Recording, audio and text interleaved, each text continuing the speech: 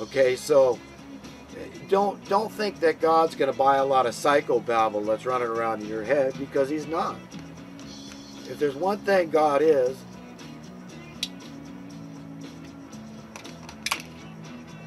I think it's fair to say He's intelligent.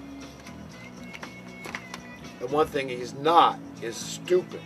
So while you may be deluded, you may be deceived by the workings of the system, the propaganda, the brainwashing that goes on, what amounts to sorcery, magic.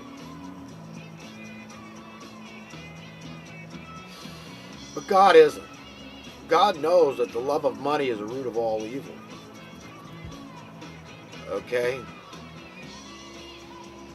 God knows we have the wherewithal, the intelligence, the capacity to find a world that's acceptable to all that are decent and willing to lay their cards on the table and to say, yes, I am willing that things be perfectly fair, that I have no more advantage over another than another has over me, that we live in a world that is completely fair, completely of equal rights, where all have equal authority, with a perfectly level playing field. And I'm saying this is idealistic, but it doesn't have to happen in a bloody revolution. It never will happen in a bloody revolution. Violence always is destined to fail when it's used to vanquish evil, because that's the realm of evil. That's their gig. Okay, that's what they use to get their way. We're going to have to use this by truth, the force of truth. This is the Spirit of God coming upon the upright and demanding justice. This is the only way we can have a permanent solution. It doesn't have to happen abruptly with, say, the return of Jesus and a multitude of holy angels. And I believe it will eventually happen like that. But right now, we individually, human beings, made in the image and likeness of God, being like little gods, we should feel compelled, commissioned to do this thing and stand in the face of evil and demand justice. Not for some. We can't be okay with some being okay. We cannot say we're content until everybody is feeling safe and secure and okay with the system. And why shouldn't they? Does this earth really belong to any one person more than another? Imagine if we divided the wealth of this planet, just the natural resources, forget all the infrastructure accumulated over thousands of years that belongs to everybody because it's built with public money. Forget that, but just imagine we divvied up the wealth of the natural resources of this planet, land and sea, between the 7 billion plus people. We'd all be unthinkably wealthy. Now, why is that impractical? Why? Why aren't our mothers handed shares in this earth at birth? So it's understood we're all born as kings and queens, wealthy to the nth degree. You understand? So the whole system would work, instead of on a coercive basis, it would work on a voluntary basis, that we could combine our efforts to build the superhighways and the irrigation systems, to build the things coming out of the factories, the state-of-the-art tools, automobiles, electronics, heavy equipment, on and on and on, that makes our work easier. That's what it's all about. There's no need to make somebody work. We have an instinct, an innate desire to serve one another.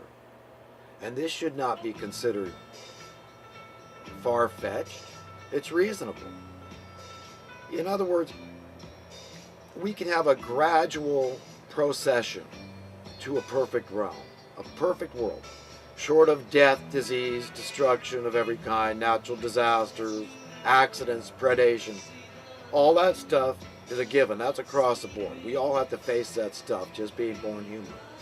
But we shouldn't have to face economic oppression. It doesn't make sense. It's illogical. It's unreasonable. It's unjustifiable. Folks, if there is plenty of everything for everybody, and there is, to the nth degree, why accept it? Why would we? We're doing wrong to accept it. We're evil to accept it. The light within us is darkness to accept it. We cannot inherit a better world if we accept this. If we don't work for a better world, why should we accept to have a better world? Why should we expect that? We shouldn't, and we can't. If we simply had sound currency and a true free market system, a supply and demand system, yes, it's also known as capitalism. Nowadays a dirty word because there's so much confusion. Again, that's the propaganda that's been injected and infected our minds by these tippy-top evildoers, the tippy-top money lovers. Therein lies your root of all evil. Listen, heaven to these people would be hell. So God would be cruel. He's damned if he does, damned if he doesn't. People say, oh, well, God accepts everybody and everybody's going to go to a better world. Listen, that's not the way it works. We'd have the same miserable situation in heaven if we allowed these people to have their advantage over us through coercion, through force, through violence often. That's how they roll. We all know that. So we've got to stand up to these people and demand sound currency. That's it. There's no hope unless we care about the least of men. Okay, those at the bottom, those that fit in the very least. You're not even supposed to fit into the system. Jesus said, you must hate your life in this world to have eternal life. And eternal life means going to a better world, to evolve. Okay, that's what it's all about. This is a forever project. You're part of an eternal tapestry that's never going to end. Your wisdom will never cease to increase. Okay, if you're on the right path, the light within you will continue to grow forever. Your joy, your true happiness, not your what you think is happiness, which is not. There's the light within you being darkness. If you support this system, if you're going along to get along with what amounts to a beast system run by diabolical, devilish type rulers, then you're evil and you can't go to a better world. You'd be miserable there. You will have to go down until you're in enough pain to learn your lesson. At this point, I want to go to a Wikipedia article on vagrancy and a little bit of the history of this. It goes way back.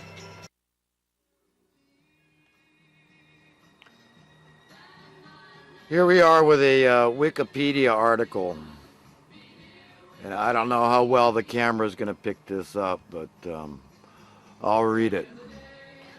In settled, ordered communities, vagrants have been historically characterized as outsiders, embodiments of otherness, objects of scorn or mistrust, or worthy recipients of help and charity. Some ancient sources show vagrants as passive objects of pity, who deserve generosity and the gift of alms. Others show them as subversives or outlaws, who make a parasitical living through theft, fear, and threat. Some fairy tales of medieval Europe have beggars cast curses on anyone who was insulting or stingy toward them.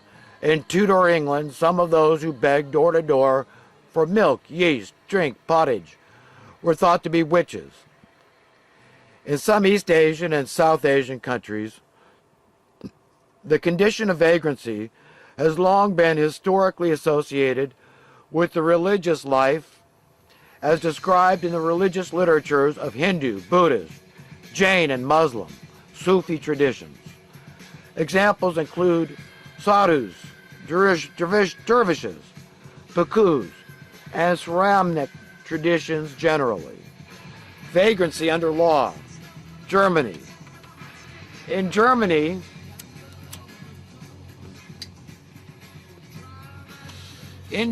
according to the 1871 Penal Code 361, I can't pronounce it, it's in German, from 1871, vagabondage was among the grounds to confine a person to a labor house.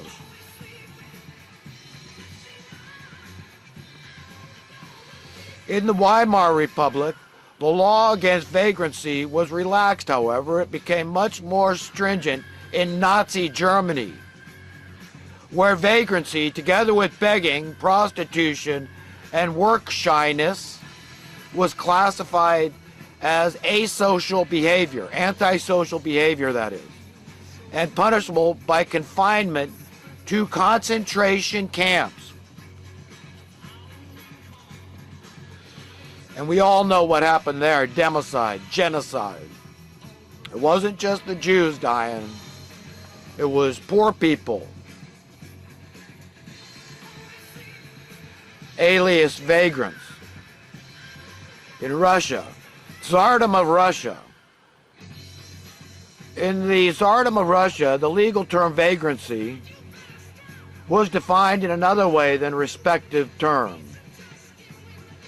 Russian law recognized one as a vagrant if he could not prove his own standing, his title, or if he changed his residence without permission from authorities, rather than punishing loitering or absence of livelihood.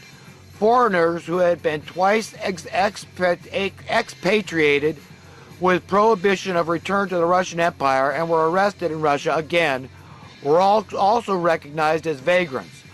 Punishments were harsh, according to, I can't pronounce this Russian word, Olozahanin. Vagrant who could not elaborate on his kinship standing or permanent residence or gave false evidence was sentenced to 4-year imprisonment and subsequent exile to Siberia or another far-off province. In Soviet Union, in Criminal Code RSF SR 1960, which came into force at 1st of January 1961, systematic more than 2 times vagrancy was punishable up to 2 years imprisonment.